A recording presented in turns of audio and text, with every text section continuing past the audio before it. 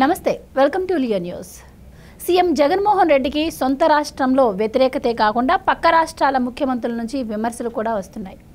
అయితే నిన్నటికి నిన్న ఆయన చెల్లెలు షర్మిలను విమర్శించే నేపథ్యంలో ఆయన పక్క రాష్ట్ర సీఎం అయినటువంటి రేవంత్ రెడ్డి ప్రసంగాన్ని అయితే తీసుకొచ్చారు. ఆ కుట్రలో ఆయన కూడా భాగమే అంటూ కొన్ని సంచలన వ్యాఖ్యలు చేశారు. ఈ నేపథ్యంలోనే మరి రేవంత్ రెడ్డి అయితే ఈరోజు స్పందించడం జరిగింది. ఆయన ముందు మీ కుటుంబాన్ని చూసుకోండి, తర్వాత మా గురించి మాట్లాడండి అంటూ ఆయన కొన్ని కౌంటర్ ఇచ్చే ప్రయత్నం అయితే చేశారు. మరి ఈ నేపథ్యంలో మరి సీఎం జగన్మోహన్ రెడ్డి గారు ఇప్పటికీ రివర్స్ కౌంటర్ ఇవ్వకపోవడాన్ని ఎలా చూడొచ్చు, ఈ వివరాలని తెలుసుకునే ప్రయత్నం చేద్దాం. మనతో ఉన్నారు senior political journalist doctor Durga Vadlamani గారు.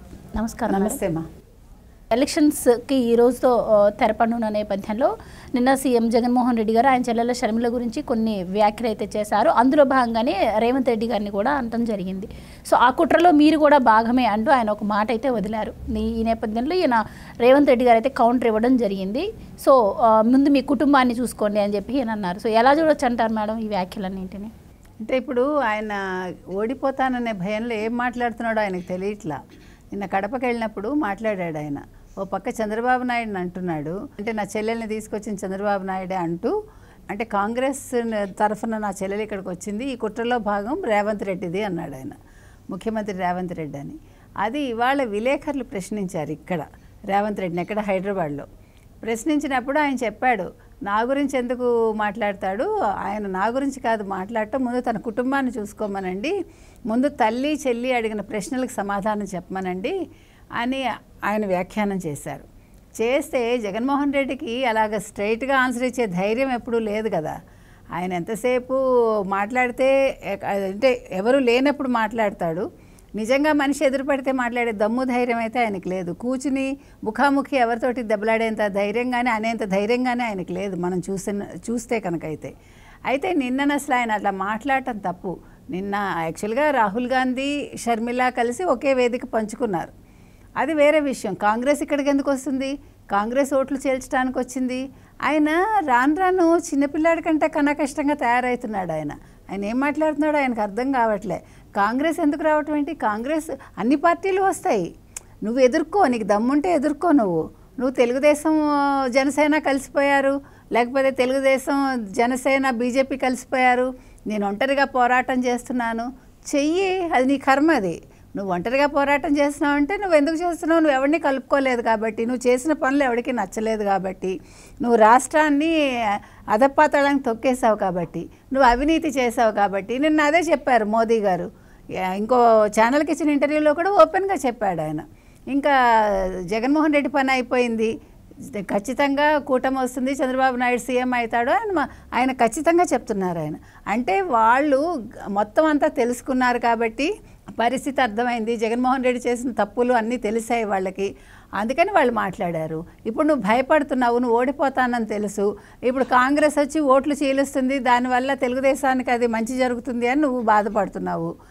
మనిషి అనేవాడు ఎట్లా ఉండాలంటే, ఒక ముఖ్యమంత్రి కావచ్చు, ఒక అధికారపక్ష నాయకుడైనా ప్రతిపక్ష నాయకుడైనా నిల్చుని మాట్లాడాలి, ధైర్యంగా ఎదుర్కోవాలి. సరే ఎంతమంది వస్తే రాని, నేను ఎదుర్కొంటాను, నేను చేసిన మంచి పనులు నన్ను గెలిపిస్తాయి, లేకపోతే నేను చేసిన సంక్షేమాలు గెలిపిస్తాయి అని చెప్పాలి తప్ప, వాళ్ళు వచ్చారు వీళ్ళు వచ్చారు అంటే పిల్లి మీద ఎలక మీద పెట్టి ఏదో అంటే తను గెలవను అనే దానికి వంకలన్నీ చూపిస్తున్నాడు. రేపు పొద్దున ఓడిపోయారు అనుకోండి, ఓడిపోతే అప్పుడు ఏమంటాడో, నా చెల్లెలే నా ఓటమికి కారణమైందన్న అంటాడు ఆయన.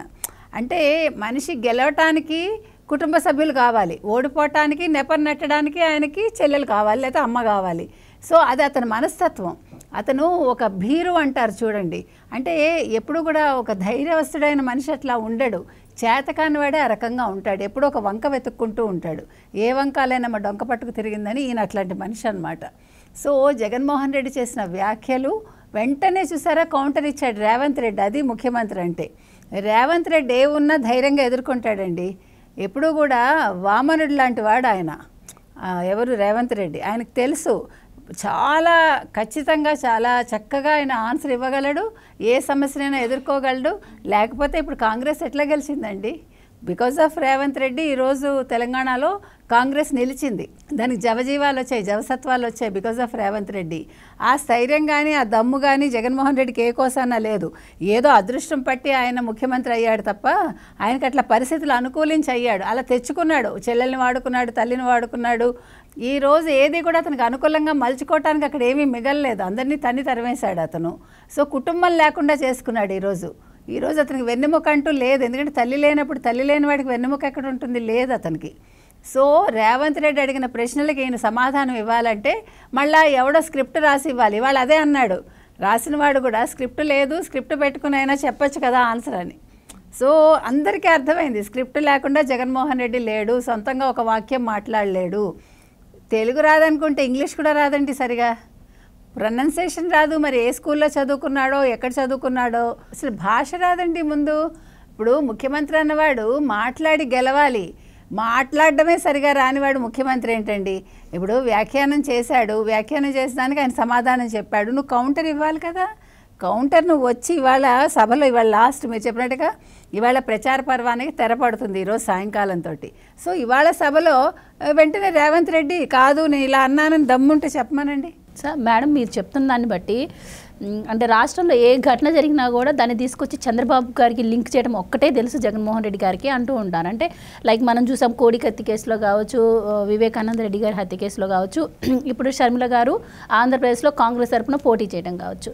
ఇప్పుడు షర్మిల గారు కాంగ్రెస్ నుంచి రంగంలోకి దిగారు అంటే దాని వెనుక కూడా చంద్రబాబు నాయుడు గారు ఉన్నారు. నా ఓట్లను చీల్చేందుకే నా చెల్లెలకి అంటే కొంత ముట్ట చెప్పి రంగంలోకి దింపారు అని చెప్పి ఆయన కొన్ని వ్యాఖ్యలు అయితే ఆ మధ్య కూడా చేయడం జరిగింది. అండ్ ఎప్పటికీ అవే మాట్లాడుతూ ఉంటారనుకోండి. సో అంటే తన ప్రతి వైఫల్యాన్ని కూడా చంద్రబాబు గారి మీద నెట్టే ప్రయత్నం అయితే చేస్తూ ఉన్నారు. సో ప్రజలు నమ్మే అవకాశం ఉంటుందంటారా? ఎందుకు నమ్ముతారండి? చరివిత చర్వణాలను ఎవడు నమ్మడు, చెప్పిందే చెప్తే ఎవడు వినడు. ఎందుకంటే ఆయనకి అంటే ఇప్పుడు చేతనైన వాడైతే సరిగా మాట్లాడతాడు. ఆయనకి ఏది చేత కాదు కాబట్టి నెపాన్ని ఎప్పుడు ఎవరో ఒకరి మీద వెయ్యాలి. ఓకే చంద్రబాబు నాయుడే షర్మిల గారిని తీసుకొచ్చారు అనుకుందామండి ఒక నిమిషం, ఏమవుతుంది? ఎదుర్కో నువ్వు. ఒకవేళ నిజంగా నీకు దమ్ముంటే ఎదుర్కోవయ్యా, అది కూడా అడుగుదాం మనం, అవునా కదా? ఒకవేళ చంద్రబాబు నాయుడు గారే తీసుకొచ్చారు, రేవంత్ రెడ్డి గారే వెనకాలండి నడిపిస్తున్నారు, నువ్వు ఎదుర్కో నీ చెల్లెల్ని. నువ్వు ఇప్పుడు రాజకీయాల్లో ఉన్నావు, రాజకీయాల్లో ఎన్నో ఎత్తులు ఉంటాయి, ఇదొక చదరంగంలాగా ఎత్తులకు పై ఎత్తులు ఉంటాయి. నువ్వు పై ఎత్తు వేసుకుని నువ్వు నెగ్గు, నువ్వు చూపించు నీ కెపాసిటీ అంటూ చూపించు. ఎప్పుడు నా చెల్లెలు వచ్చింది అంటే ఏంటి? నీ చెల్లెలు వస్తే నువ్వు నెగ్గవా? లేకపోతే చంద్రబాబు నాయుడు గారు ఉంటే నువ్వు నెగ్గవా? నెగ్గనివాడు నువ్వు అసలు ముఖ్యమంత్రిగా ఎలా పనికొస్తావు? ఇంకో విషయం మేడం, చాలా సందర్భాల్లో కూడా జగన్మోహన్ రెడ్డి గారు ఒక మాట అనేవారు, చంద్రబాబు శిష్యుడు రేవంత్ రెడ్డి అని చెప్పి. మరి అలా చూసుకుంటే మనం మరి కేసీఆర్ గారికి కూడా ఈయన శిష్యుడని కూడా అప్పుడు కేసీఆర్ గారే స్వయంగా చెప్పడం జరిగింది. మరి ఎలా చూడొచ్చు అంటారు దీన్ని? అదే కదా, ఇప్పుడు ఆయన శిష్యుడని అందరికీ తెలుసు, కేసీఆర్ కూడా చెప్పుకుంటాడు. మొన్న కూడా రేవంత్ రెడ్డి గెలుస్తాడు, నా శిష్యుడు గెలుస్తాడు అన్నట్టుగానే మాట్లాడాడు. ఇవాళేమో రేవంత్ రెడ్డిని మీరు చెప్పినట్టుగా చంద్రబాబు శిష్యుడు రేవంత్ రెడ్డి అని మాట్లాడాడు.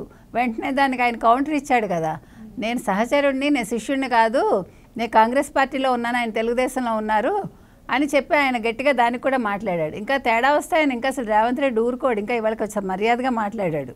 ఇంకోసారి ఇలాంటి మాటలు మాట్లాడితే రేవంత్ రెడ్డి ఎలా ఇవ్వాలో అలా ఇస్తాడు. కాబట్టి ధైర్యంగా ఒక మాట అన్నాక ఆ మాట మీద ఉండాలి మనిషి.